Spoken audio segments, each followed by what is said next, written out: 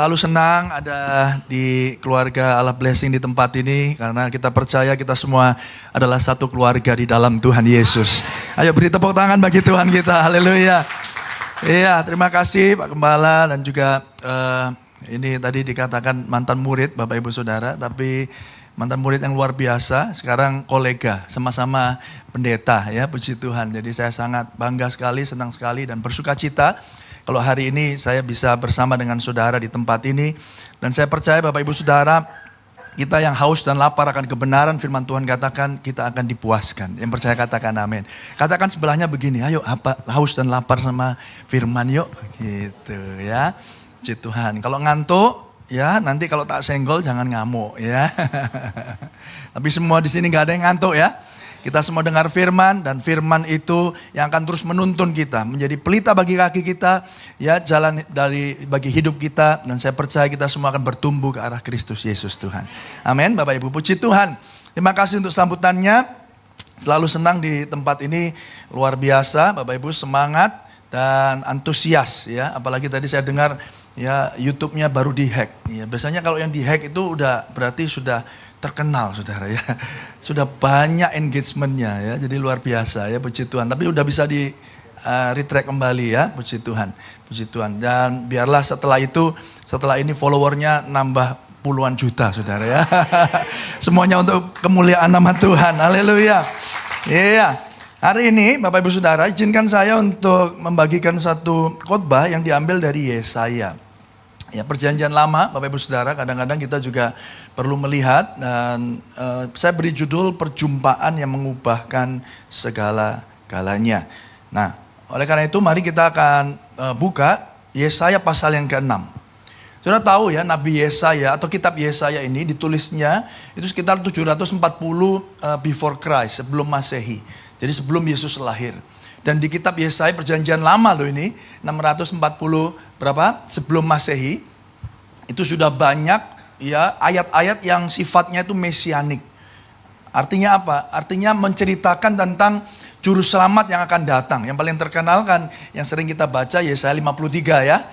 Ya, jadi pelanggaran kitalah yang ditanggungnya dan seterusnya dan seterusnya. Tapi itu bicara tentang ratusan tahun sebelum Yesus itu dilahirkan. Dan saya percaya Bapak Ibu Saudara, semua kitab bahkan kitab perjanjian lama itu muaranya kepada ya penggenapan akan keselamatan Kristus ya yang dinyatakan dengan sempurna di atas kayu salib. Dia mati, dia bangkit, dan dia naik, dan dia yang mati, bangkit dan naik itu Bapak Ibu Saudara, dia juga akan datang kembali untuk kedua kalinya. Ayo beri tepuk tangan yang meriah bagi Tuhan kita. Ya, kok ada yang tepuk tangannya kurang sepenuh hati. Ojo datang dulu Tuhan. Saya belum kawin ya. Saya percaya Bapak Ibu Saudara, waktu Tuhan adalah waktu yang terbaik. Amin, puji Tuhan. Nah, Bapak Ibu, ayo kita baca. Sekarang Yesaya pasal yang ke-6 ya. Yesaya pasal yang ke-6, sebenarnya ini satu cerita utuh, tapi saya tidak akan baca semua ayatnya. Saudara nanti jadi PR di rumah, saudara baca semua pasal atau semua ayat di pasal 6 ini. Tapi yuk kita baca beberapa ayat penting yang ada di dalamnya. Yesaya mendapat panggilan Allah ya. Yesaya mendapat panggilan Allah. Yuk kita baca dulu ya. 1, 2, 3. Dalam tahun matinya Raja Uzia, aku melihat Tuhan duduk di atas tahta yang tinggi dan menjulang, dan ujung jubahnya memenuhi bait suci. Para serafim berdiri di sebelah atasnya, masing-masing mempunyai 6 sayap. 2 sayap dipakai untuk menutupi muka mereka, 2 sayap dipakai untuk menutupi kaki mereka, dan 2 sayap dipakai untuk melayang-layang. Ayat ketiga. Dan mereka berseru seorang kepada seorang, katanya, Kudus, kudus, kuduslah Tuhan semesta alam, seluruh bumi penuh kemuliaannya. Maka bergoyanglah alas ambang pintu disebabkan suara yang berseru itu, dan rumah itu pun apa? Penuhlah dengan asap. Ayat yang kelima, lalu kataku, celaka aku binasa, sebab aku ini seorang yang najis bibir, dan aku tinggal di tengah-tengah bangsa yang najis bibir. Namun mataku telah melihat Sang Raja, yakni Tuhan semesta alam. Yang percaya katakan amin. Berbahagialah saudara dan saya yang mendengar firman Tuhan, terlebih yang melakukannya. Amin Bapak Ibu. Nah, sedikit latar belakang tentang Yesaya. Yesaya ini pasal yang ke-6 bercerita tentang panggilan Tuhan. Ya, panggilan Tuhan akan Yesaya sebagai nabinya. Memang dari pasal yang pertama sudah disebutkan.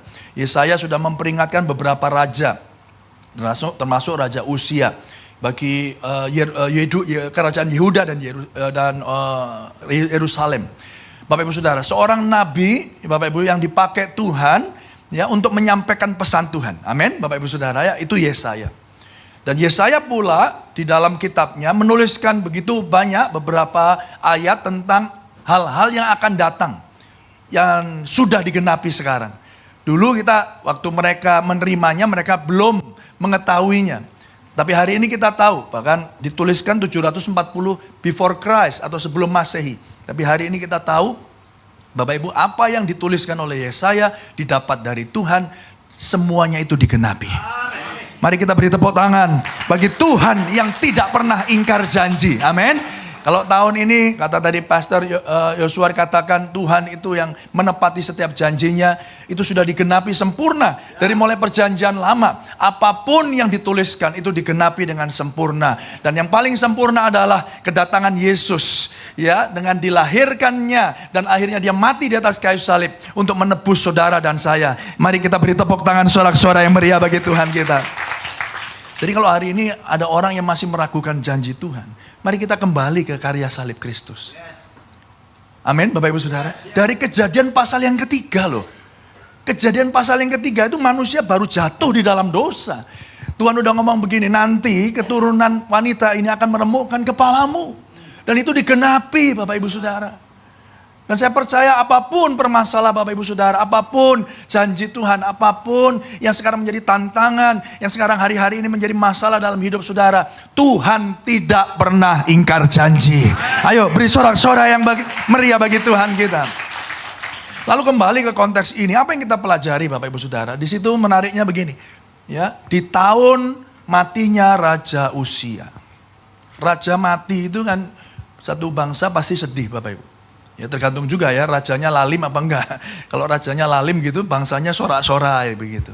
Tapi ini satu masa duka. Tapi di masa duka itu terjadi sesuatu yang extraordinary, yang supranatural. Lalu apa yang kita bisa dapat pelajari dari peristiwa ini? Yang pertama Bapak Ibu, saya mau saudara merenungkan bahwa raja dunia itu bisa datang dan pergi. Betul Bapak Ibu? Termasuk hari ini. Ya, baru yang paling fresh ini teman-teman kita, saudara kita yang di Amerika, ya. Baru kemarin ya mereka dapat presiden yang baru. Kita duluan karena kita 5 tahunan, mereka setiap 4 tahunan. Mereka mendapatkan presiden yang baru, ya, presiden yang baru dilantik, ada begitu banyak pro dan kontranya. Ya, bagi saudara pun juga ada yang pro, ada yang kontranya. Bagi teman-teman yang hari-hari ini menjadi imigran di Amerika Serikat, kalau itu legal itu nggak menjadi masalah. Tapi kalau ada yang belum dapat surat, wah hari-hari ini deg-degan semua, saudara ya, deg-degan semua. Beberapa hari yang lalu, ya, anak saya kebetulan sedang sekolah mau apply visa di Amerika karena hari April ada tugas ke sana. Dia katakan, wah kok waktunya kamu kurang tepat. Setelah ya dilantik presidennya, which is itu sangat konservatif, sangat mementingkan kepentingan Amerika, ya dia harus apply. Tapi kita berdoa, ya kalau ini memang rencana Tuhan, Tuhan pasti berikan. Yes. Ya nggak lama, saudara, yang di loket ngomong begini, visamu disetujui. Haleluya. Mari beri tepuk tangan yang meriah bagi Tuhan kita. Nah kembali kepada Raja Uzia. Raja itu datang dan pergi, betul Bapak Ibu Saudara. Raja itu datang dan pergi, tetapi peristiwa yang saudara dan saya baca hari ini adalah Raja Uzia mati. Orang-orang mungkin bersedih, ya akan ada raja baru yang diangkat. Mereka nggak tahu raja ini kualitasnya seperti apa. Ada kegamangan, ada kekhawatiran, sama seperti Indonesia juga. Ya, jangankan raja, wali kota ganti aja kita bingung. Nanti kalau lebih buruk bagaimana? Betul Bapak Ibu? Saudara, raja datang dan pergi. Tapi ini berita baiknya, Tuhan akan selalu ada bersama kita. Saudara, raja dunia boleh datang, boleh berganti. Presiden boleh berganti setiap 4 tahun, setiap 5 tahun. Tetapi berita baiknya adalah Immanuel, Tuhan selalu bersama dengan saudara. Ayo beri sorak-sorai yang meriah bagi Tuhan kita. Makanya teman-teman yang ada di Amerika, beberapa mengatakan begini, ada banyak kekhawatiran Pak. Tapi kita percaya, Yesus adalah Raja di atas segala Raja. Amin Bapak Ibu ya. Nah saudara, ini poin yang penting. Kenapa? Karena justru ketika Raja Usia mati, ya Tuhan memanggil Yesaya. Duduk, di situ dikatakan kalau saudara lihat dalam tahun matinya Raja Usia, ayat pertama, aku melihat Tuhan duduk. Sama-sama katakan duduk. Raja Tuhan kalau duduk, dia raja di atas segala raja. Duduk, itu artinya apa? Dia pegang kendali. Ya, kalau sampai raja berdiri, saudara, ya there is something wrong. Itu pengawal-pengawalnya udah bingung. Raja kenapa? Raja kenapa? Padahal rajanya, enggak, aku mau ke toilet. Oh, mau ke toilet. Tapi maksudnya, kalau berdiri ada urgency, ada sense of urgency. Tapi di situ dengan jelas firman Tuhan mencatat, aku melihat Tuhan duduk di tahtanya. Itu artinya apa? Ada otoritas, ada kendali, ada kuasa. Mungkin hari ini tahun 2025 dikatakan kita nggak akan pernah tahu tahun ini akan seperti apa. Ya, karena apa? Karena natur dunia yang ada di dalam dosa. Firman Tuhan katakan, bumi ini menuju kepada kemusnahannya. Bumi ini menuju kepada kebinasaannya. Bapak Ibu Saudara yang dikasihi Tuhan, betul? Ada terdengar suara perang, ada terdengar bencana alam. Jadi saudara nggak perlu kaget. Tapi satu hal yang saudara harus imani dan percayai, bahwa Tuhan tetap memegang kuasa dan kendali atas bumi ini. Mari beri tepuk tangan yang meriah bagi Tuhan kita. Amin. Yes. Oleh karena itu hari ini mari Bapak Ibu Saudara teguhkan iman saudara. Saudara ingatkan kembali kepada dirimu sendiri bahwa yes, mungkin 2025 ada begitu banyak ketidakpastian. Sama seperti waktu Raja Usia mati.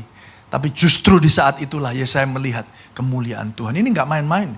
Ini peristiwa gak kaleng-kaleng saudara. Dia ngelihat suasana sorga. Dia lihat serafim.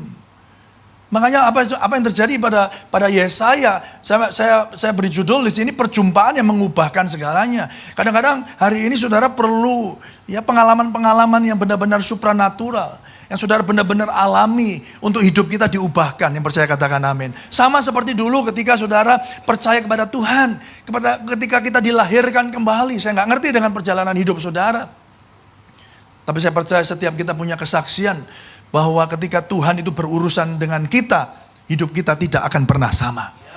Amin, saudara. Yang terikat dilepaskan, yang berdosa, Bapak Ibu Saudara diselamatkan dan ditebus dengan darah yang mahal. Saudara yang berputus asa, tidak punya pengharapan hari ini, masa depanmu cerah di dalam Tuhan. Amin, saudara. Oleh karena itu, saudara, kita harus tanyakan ini, siapa yang sedang pegang kendali dalam hidup saudara? Keadaan yang sulit, keadaan yang hari ini mungkin saudara nggak expect, yang saudara tidak harapkan, saudara nggak pernah pikirkan, ketika itu datang dalam hidupmu, bisa jadi Bapak Ibu Saudara, Tuhan ingatkan begini, kadang-kadang raja itu harus pergi, supaya kita tahu bahwa Tuhanlah yang berdaulat atas hidup saudara. Yang percaya katakan amin. Siapa raja itu? Karena saya tuliskan di situ kan, oh nggak ada. Ada di slide-nya, raja itu tanda kutip.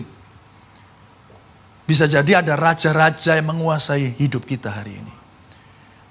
Ya, ada raja yang menguasai hidup kita yang kita pikir ya di raja itulah tempat kenyamanan kita.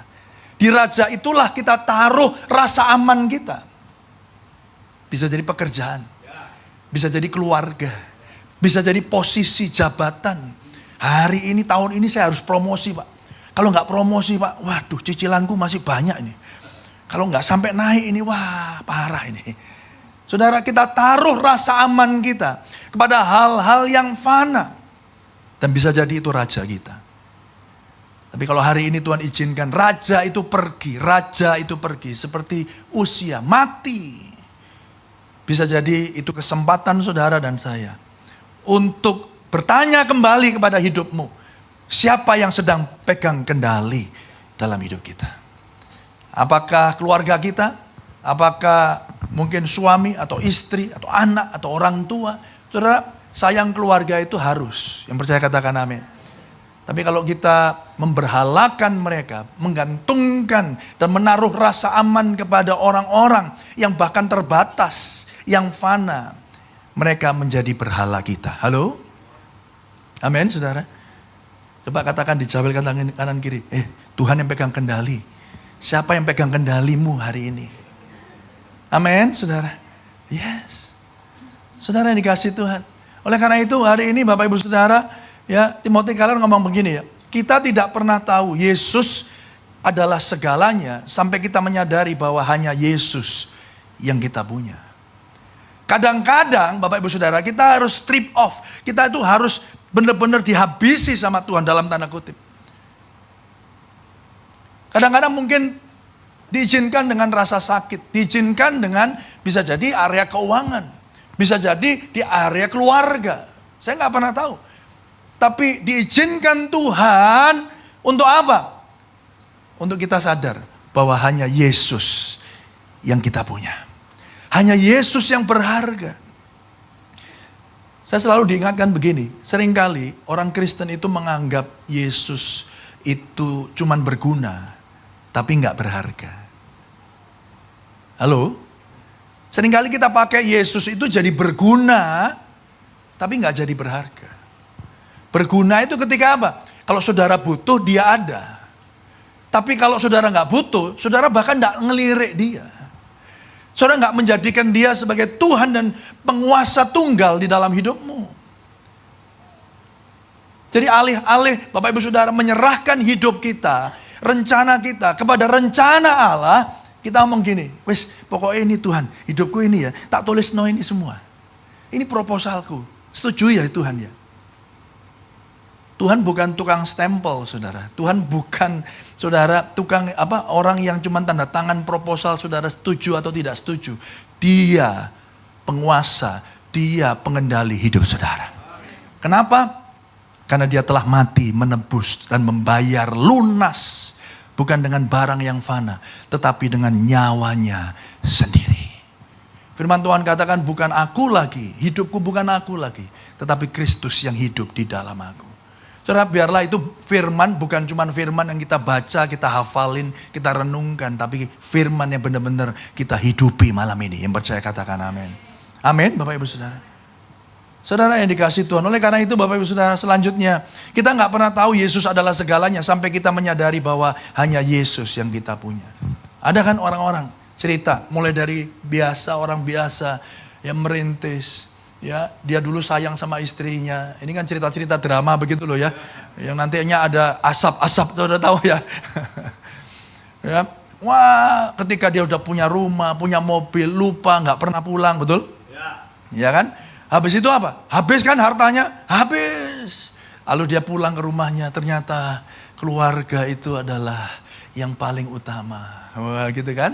Saudara, sama. Kita nggak pernah sadar Yesus itu segala-galanya sampai kita sadar bahwa hanya Yesus yang saudara punya.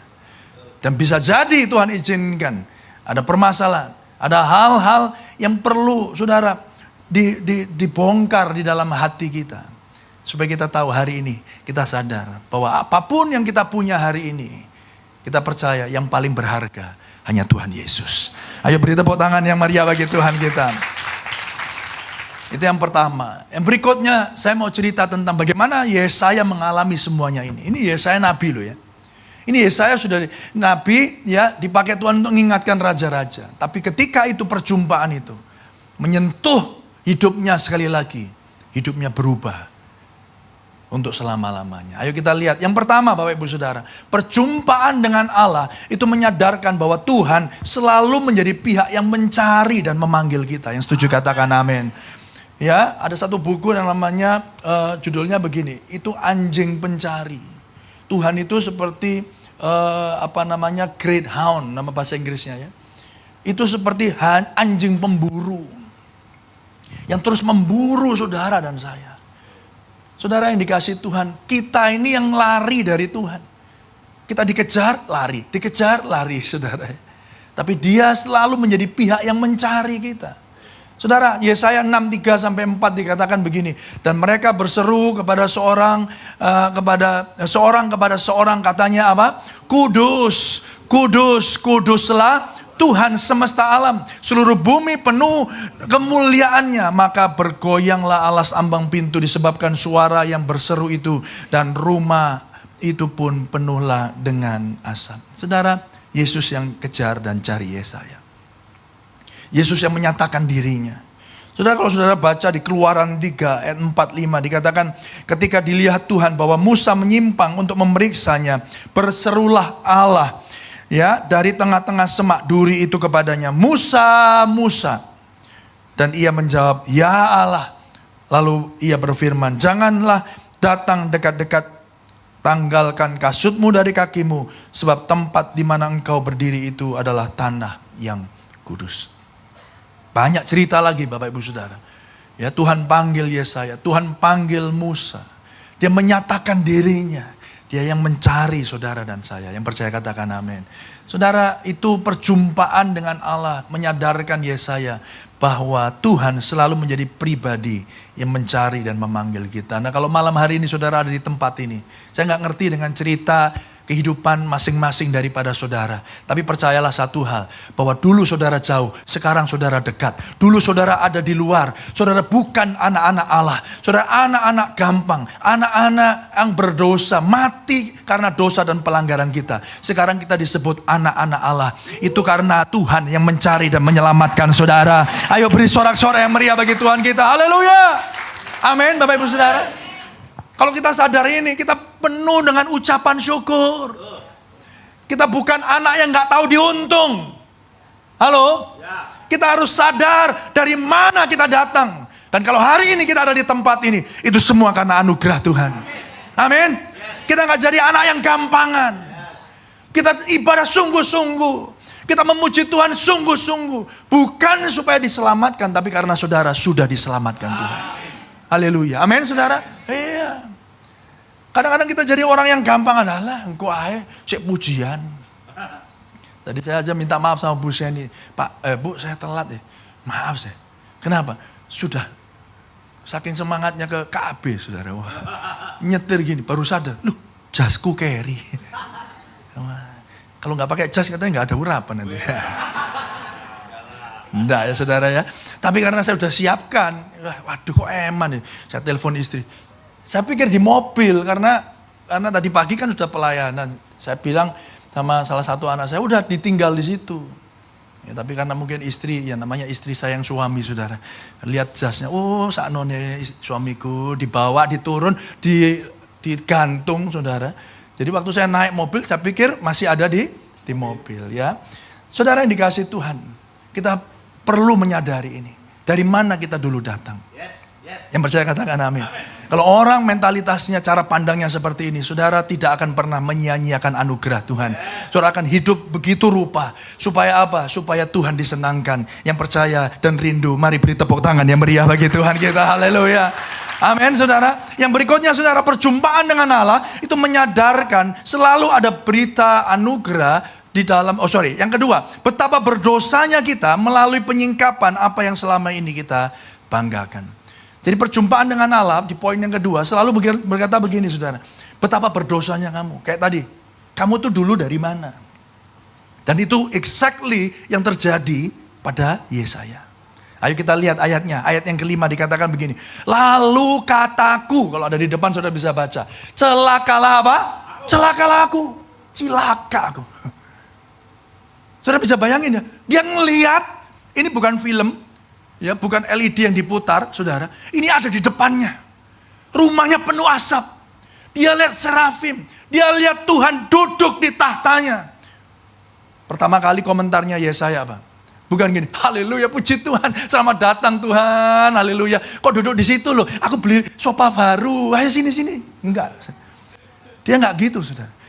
Dia tahu siapa dirinya dan siapa Tuhannya. Dia tahu diri. Halo. Banyak hari ini orang Kristen gak ngerti, gak tahu diri. Ketika ada hadirat Allah, dia sembarangan. Saudara, saya percaya di sini ada Tuhan. Yang percaya katakan amin. Hadirat Tuhan ada di tempat ini. Saudara yang dikasih Tuhan, betapa berdosanya kita melalui penyingkapan apa yang selama ini kita banggakan. Bagaimana dengan Yesaya? Coba lihat. Celaka aku apa? Binasa. Hilang gak saudara? Dia bilang gini, saudara kalau ada, seperti saudara kalau di rumah ya. Satu saat, ya ini cerita, agak sedikit cerita, buka dapur keluarga boleh Pak ya. Nah Bapak ini semua keluarga besar ya, amin Bapak Ibu Saudara ya. Saudara tahu Bapak saya ya. Nah saudara yang belum tahu nanti tanya Pak Yohanes ya. Saudara, nah saya ini nggak ada ART ya, nggak ada asisten rumah tangga. Jadi kami cuci sendiri, kami semua minta anak-anak untuk kerjain semua gitu kan, nyuci. Tapi satu saat saudara itu ada begitu banyak kesibukan, anak-anak saya ujian dan seterusnya, kami agak kewalahan. Ya, kami agak kewalahan. Lalu saudara, orang tua saya menawarkan diri. Ya, namanya orang tua ngelihat anaknya kewalahan, wah, kasihan kamu, udahlah kita minta ART-nya untuk bantuin ya, nyuci gitu. Nah, satu saat nyuci saudara, nyuci. Nah, karena nggak bisa nyuci di tempat saya, dibawa ke rumah bapak saya. Rumah kami itu ya deket-deketan, beda gang aja saudara ya. Jadi ya, kalau ada terowongan itu dibuat terowongan dekat saudara ya, tapi enggak ya. Jadi airnya dicuci. Nah saudara, bapak saya sama-sama kami ini senang pakai baju putih ya, seperti saudara perhatikan. Saya senang pakai baju putih. Bapak saya juga begitu. Ya, selama ini dia nggak perhatian. Tapi ketika ini perhatikan saudara, ketika akhirnya ada baju putih lain, ya, yang kebetulan itu baju putih saya gitu ya. Terus bapak saya, oh itu bajuku ya? Ya kan ngelihat mungkin nggak tahu lihatnya di mana, dekat dapur atau dekat tempat setrika gitu. Oh bukan Pak, ini punya Pak Angga. Loh, lah kok putih ya? Katanya gitu. Saudara, kadang-kadang kita ngelihat hidup kita itu putih. Sampai apa? Sampai ada barang yang lebih putih lagi daripada kita. Betul atau betul? Benar nggak saudara ya? Kita biasa, oh ini putih. Tapi sampai akhirnya ada datang, ya bisa dibandingkan. Ya, rupanya ada perbedaan sedikit. Kami itu menggunakan kayak, istri saya itu nemu untuk bukan pemutih tapi pembersih. Ya kayak Rinso gitulah ya, deterjen gitu. Beda begitu. Jadi putihnya beda, enggak beda jauh tapi berbeda. Saudara yang ngeliatnya, yang tadinya itu putih, lah kok jadi mangka? You know mangka, saudara? Pakai bahasa Jerman dikit, enggak apa-apa ya. Loh kok mangka? Kenapa? Kalau itu dibandingkan dengan yang lebih putih, betul? Sama seperti Yesaya. Saudara, dia nggak pernah mikir dia najis bibir. Dia nggak pernah mikir cilaka aku. Sampai apa? Sampai Tuhan menyatakan dirinya dan berkata holy, holy, holy. Sampai 3 kali. Itu ada latar belakang teologisnya saudara. Kudus, kudus, kudus. Lalu dia bilang apa? Cilaka aku. Aku binasa. Nggak cuman begitu saudara. Di sana dikatakan apa? Sebab aku ini seorang yang apa? Najis bibir. Pertanyaan saya. Dia nabi bukan? Nabi. Nabi itu dipakai apanya saudara? Mulutnya. Yesaya selama ini didengar. Berita yang dia sampaikan itu dipercaya dari Tuhan. Wah ini nabi. Didengerin sama raja-raja. Tapi ketika nabi itu dibandingkan dengan raja di atas segala raja. Bahkan seorang nabi pun akhirnya berkata, aku najis. Yang ngerti katakan amin saudara. Hari ini ketika engkau datang dalam hadirat Tuhan. Kau datang dengan segala keberdosaanmu. Kau datang Tuhan. Betapa engkau kudus. Betapa aku berdosa. Tapi kalau hari ini aku bisa memuji Tuhan. Itu semua karena anugerah Tuhan. Orang yang seperti ini gak pernah sia-siakan anugerah. Yang percaya katakan amin. Dia akan terus memuji Tuhan, menyembah Tuhan. Dan memberikan seluruh aspek hidupnya bagi kemuliaan nama Tuhan. Ayo beri tepuk tangan yang meriah bagi Tuhan kita. Haleluya. Amin Bapak Ibu Saudara. Betapa berdosanya kita. Coba lihat ya saudara ya. Tadi panggilan Tuhan. Tuhan yang manggil. Tapi ketika dihadapkan dengan saudara dan saya. Kita langsung sadar. Yes. Tuhan itu kudus. Saya tidak kudus. Oleh karena itu aku butuh anugerah. Dan itu yang ketiga Bapak Ibu Saudara, perjumpaan dengan Allah akhirnya menyadarkan kita bahwa akan selalu ada berita anugerah di dalam keberdosaan saudara. Saudara, langsung ketika Yesaya menyadari, aku berdosa. Makanya doa Bapak kami pun juga dituliskan, ampunilah dosa. Betul Bapak Ibu Saudara? Saudara yang dikasih Tuhan, ayatnya 6-7 dikatakan, tetapi seorang daripada serafim itu terbang mendapatkan aku. Di tangannya ada apa? Ada bara yang diambilnya dengan sepit dari atas mezbah. Ia menyentuhkan kepada mulutku serta berkata, lihat ini telah menyentuh bibirmu, maka kesalahanmu telah dihapus dan dosamu telah diampuni. Selalu ada anugerah di dalam hadirat Tuhan. Tapi saudara, datanglah dengan penuh kerendahan hati. Sadari keberdosaan saudara. Sadari bahwa engkau butuh Tuhan. Orang yang seperti ini Bapak Ibu Saudara akan selalu menggantungkan hidupnya kepada Tuhan. Dan mengandalkan Tuhan di dalam setiap aspek hidupnya. Amin Bapak Ibu Saudara. Iya, kenapa? Karena dia sadar. Dia gak mampu, Tuhan yang mampu. Makanya kayak doa saudara. Ini saya lihat tadi ada menara doa Selasa sampai Jumat jam 11 sampai jam 12 ya Pak ya. Orang Kristen berdoa itu kenapa sih Pak? Oh, karena supaya didengar sama Tuhan. Saudara, doa kita didengar sama Tuhan. Yang percaya katakan amin. Masalahnya dijawab apa enggak? Kan gitu kan? Kalau didengar pasti didengar. Amin, saudara. Tapi kenapa kita berdoa? Ketika saudara berdoa, sesungguhnya saudara sedang memberi pesan kepada Tuhan dan sorga. Bahwa begini, aku enggak bisa. Hanya Tuhan yang bisa. Halo? Amin. KB, Bapak Ibu, saudara yang dikasih Tuhan, kalau mau makan berdoa enggak? Kenapa kok berdoa? Kan sudah dimasak sama chef internasional, misalnya gitu ya. Oh, satu piring itu regane mungkin 2 juta. Gitu ya. Makannya cuma 5 menit, habis saudara. Misalnya begitu saudara. Tapi kenapa saudara tetap makan? Saudara tetap berdoa? Karena saudara nggak tahu, betul ya?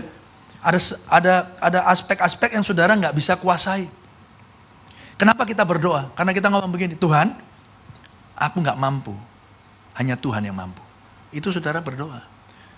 Jadi kalau pertanyaannya dibalik begini saudara. Kalau sekarang saudara tidak berdoa, tidak memiliki gaya hidup doa, saudara sedang memberi pesan surga apa? Aku bisa Tuhan. Halo? Benar ya Bapak Ibu ya? Coba dijawel kanan kirimu. Kamu berdoa kan? Halo, ini paling gampang kalau jemaah saya ngomong gini. Kenapa? Kita nggak bisa saudara ngajak ayo doa. Kenapa? Biasanya event doa pasti lebih sepi daripada event yang biasa. Apalagi kalau KKR, apalagi kalau ada bintang tamu, benar ya saudara ya. Kalau di sini ada Liodra, sak tunjungan kobak saudara ya. Tapi kalau hari ini malam ini kita akan berdoa. Loh kok sepi? Pertanyaannya begini, kalau saudara tidak berdoa, saudara itu sedang memberi pesan surga apa? Sepertinya gini, kita memberi pesan sama malaikat, malaikat tenang aja, aku absen dulu, karena aku bisa. Aku sehat, aku kuat, aku soge. Halo saudara, aku gak berdoa. Itu pesan yang kita sampaikan kepada surga. Tapi hari ini Bapak Ibu Saudara, saudara tahu bahkan seorang Nabi Yesaya sekalipun ketika dia diperhadapkan dengan tahta Tuhan, dia katakan, celaka aku orang yang najis bibir. Yang percaya katakan amin. Oleh karena itu aku butuh anugerah Tuhan. Seperti Yesaya, saudara pun dan saya pun demikian. Yang percaya katakan amin. Dan berita baiknya, selalu ada anugerah di dalam keberdosaan saudara. Dia tidak akan pernah melupakan kita. Dia selalu ada buat saudara dan saya. Ayo beri tepuk tangan yang meriah bagi Tuhan kita. Dosamu dihapus dan dosamu telah diampuni. Dan apa yang terjadi Bapak Ibu Saudara, lihat perjumpaan Allah, perjumpaan dengan Allah itu berakibat dalam hidup Yesaya. Perubahan kehidupan Yesaya yang tidak lagi berpusat pada dirinya sendiri. Namun dia siap untuk diutus Allah melayani Tuhan apapun resikonya. Perhatikan ayat yang ke-8. Lalu aku mendengar suara Tuhan berkata, apa? Siapakah yang akan kuutus? Dan siapakah yang mau pergi untuk aku? Maka sahutku, bukan sahut temennya Yesaya, enggak. Sautku, apa? Ini aku, utuslah temenku. Enggak ya? Ya. Ini aku Tuhan, utuslah pendetaku. Enggak, saudara. Ini aku, utuslah aku. Dia enggak self-centered lagi, dia enggak memperhatikan dirinya lagi, saudara. Kalau dia diubahkan Tuhan, saudara kalau ngalami pengalaman dengan Tuhan, saudara akan ngomong gini, Tuhan, pakai ini hidupku Tuhan. Buat orang lain. Karena apa? Karena saudara sudah mengalami yang terbaik dari Tuhan. Yang percaya katakan amin. Mungkin kau saudara masih butuh. Kita masih butuh makan, kita masih butuh pekerjaan, kita masih butuh uang. Tapi doa-doamu hari-hari ini tidak lagi untuk dirimu sendiri. Tetapi bagaimana melalui hidup saudara, orang lain bisa mendapatkan berkat yang sama. Amin. Betapa indahnya kalau kita semua mempraktekkan hal ini. Satu orang cari satu jiwa, satu orang cari satu jiwa. Satu orang, saudara, membagikan berita baik yang sama. Saudara yang dikasih Tuhan, itulah saudara cara Tuhan. Amin, Bapak Ibu Saudara. Cara Tuhan itu menarik sekali. Diubahkan, disadarkan kamu berdosa. Tapi diselamatkan, ditebus dengan darah yang mahal. Tapi bukan untuk hidup bagi dirimu sendiri. Kita diselamatkan, kita dipilih, kita ditebus untuk sebuah misi, untuk sebuah tujuan dan rencana Allah. Yang percaya katakan, amin. Saudara, Yohanes 4:34 Yesus sendiri berkata, apa? Makananku ialah melakukan kehendak Dia yang mengutus aku dan menyelesaikan pekerjaannya. Saudara, hari ini saudara datang di tempat ini percaya Tuhan yang terus beranugerah, Tuhan yang siap untuk memakai saudara dan saya. Pertanyaannya, mau enggak kita? Amin, saudara. Tapi Yesaya ketika hidupnya mengalami perjumpaan dengan Tuhan, dia langsung ngomong gini, aku Tuhan, aku. Udah, jangan yang lain, aku. Saudara yang dikasih Tuhan, taat ketika dipanggil, bahkan ini dia. Ketika dipanggil kepada jalan yang gak populer sekalipun. Saudara kalau perhatikan ayat berikutnya, 9-10, ini menarik sekali. Yesaya itu dipanggil untuk satu bangsa. Ya, ini tempatnya gak populer, aku pakai sebagai pemberita firman, tapi orang yang mendengar itu biar ditutup telinganya, biar ditutup matanya, biar ditutup hatinya, supaya mereka jangan bertobat. Jadi artinya gini, saudara. Yesaya, kamu tak panggil, tak jadikan hambaku, ya, kamu pergi memberitakan firman, tapi kamu bakalan gak didengar. Ayo, saudara. Followermu 0. Kamu tidak populer. Tidak akan ada pertobatan besar-besaran. Saudara kalau mau dipilih jadi hamba Tuhan model begini, mau nggak kira-kira? Waduh Tuhan, kalau bisa yang sering masuk YouTube gitu loh Tuhan ya. Kalau banyak pengikutnya gitu loh Tuhan ya. Supaya kalau aku jalan gitu, Pak boleh selfie Pak. Wah, Pak boleh selfie Pak. Ya. Supaya kalau aku lagi makan di depot gitu, tiba-tiba ada yang bayari. Wah, saya nggak ngerti. Haleluya. Halo? Tapi ini saudara, enggak. Yesaya dipanggil kepada satu pelayanan yang enggak populer. 9-10 saya baca. Kemudian firman-Nya, pergilah dan katakanlah kepada bangsa ini, dengarlah sungguh-sungguh, tetapi mengerti jangan. Loh, lah repot toh. Ya. Lihatlah sungguh-sungguh, tetapi menanggap jangan.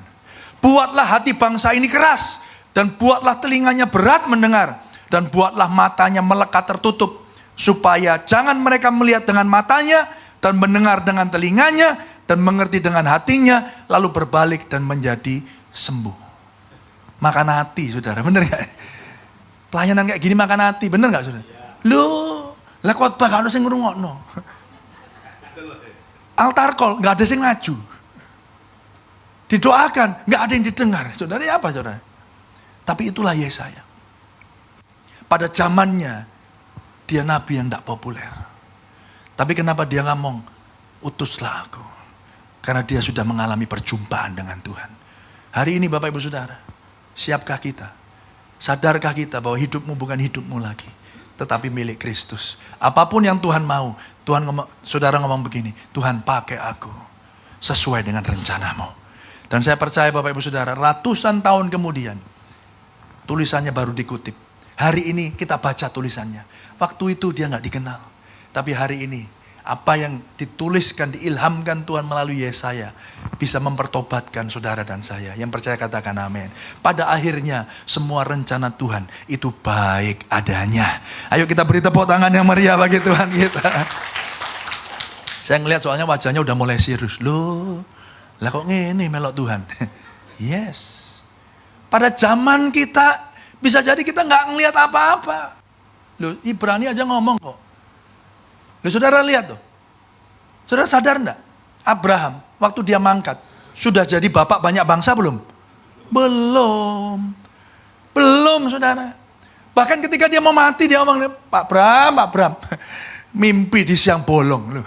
Nafasnya mungkin udah, iya aku bapak banyak bangsa. Nanti, anakmu mek siji, loro, satu haram lagi.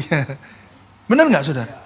Waktu dia mati, dia nggak bisa lihat keturunannya tuh seperti bintang di langit. Ya banyaknya pasir di lautan, nggak lihat. Tapi hari ini saudara melihatnya dan mempercayainya bahwa apa yang dijanjikan Tuhan bahkan ratusan tahun sebelumnya itu pasti digenapi. Beri tepuk tangan yang meriah bagi Tuhan kita.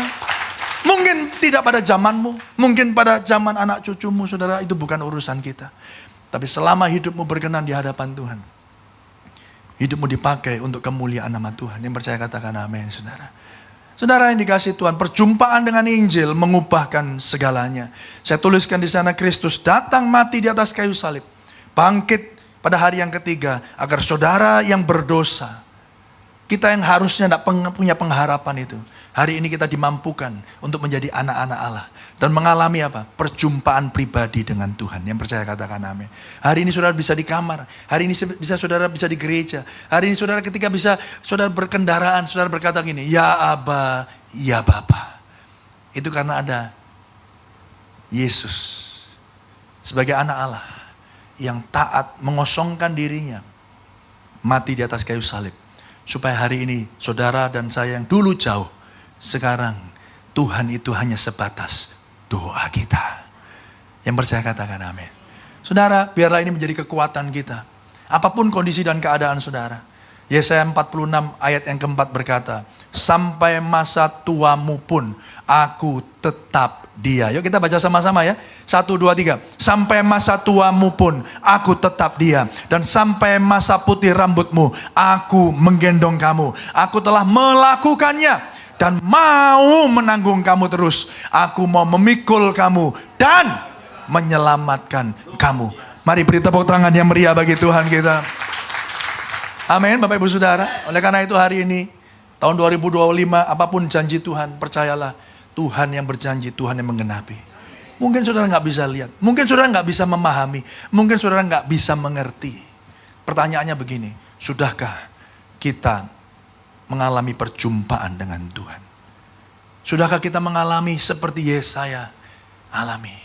Dan itu bisa terjadi, kenapa? Karena ada Yesus Kristus yang menjadi perantara kita.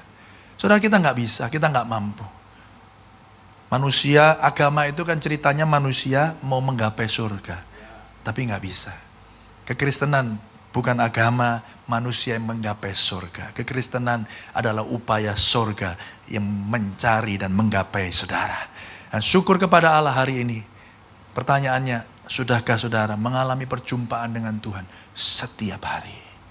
Bukan cuma dulu, bukan cerita masa lalu, tapi cerita hari ini.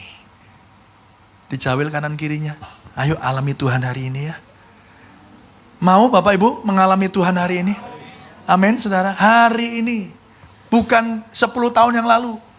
Bukan cerita masa lalu. Dongeng masa lalu. Haleluya. Tapi hari ini. Tuhan tetap sama. Dia yang pernah menggendong. Menyelamatkan saudara. Dia akan terus melakukannya. Yang percaya katakan. Amin.